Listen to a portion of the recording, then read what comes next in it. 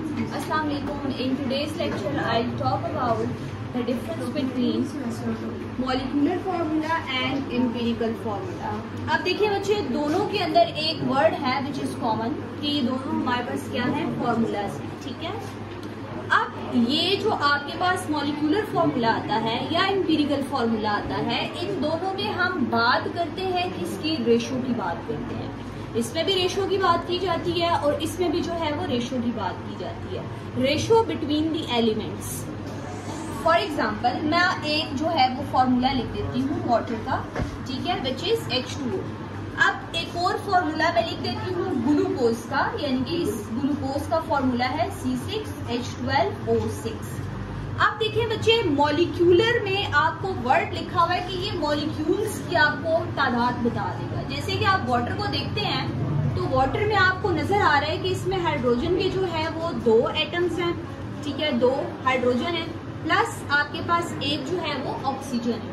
तो इसकी जो रेशो बनती है विच इज 2:2:1। अब हम ग्लूकोज के मॉलिक्यूल्स को देखें तो इसमें आपको कार्बन 6 मिलते हैं, हाइड्रोजन 12 मिलते हैं, ऑक्सीजन भी आपको 6 मिलते हैं। तो इसकी अगर मैं रेशो निकालूंगी तो वो मेरे पास क्या निकलेगी, ये इसकी जो है वो रेशो निकलेगी।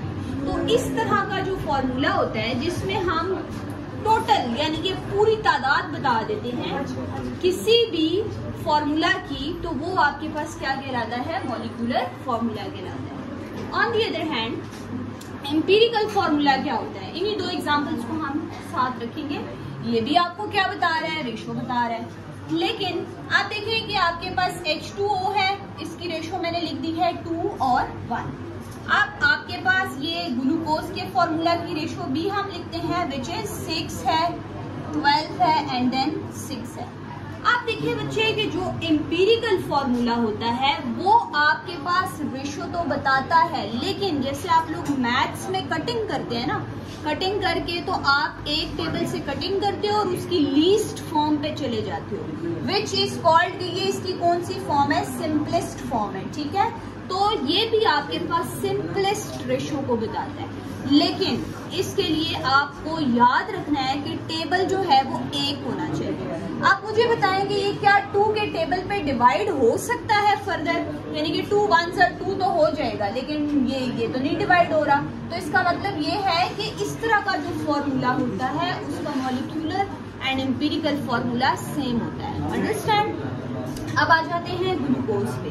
ग्लूकोज की कटिंग करते हैं तो आप देखें 2 3 are 6, उसके बाद 2 6 are 12 and then 2 3 are 6। Further इसकी कटिंग हो सकती है 3 1 are 3, 3 2 are 6 एंड 3 1 are 3।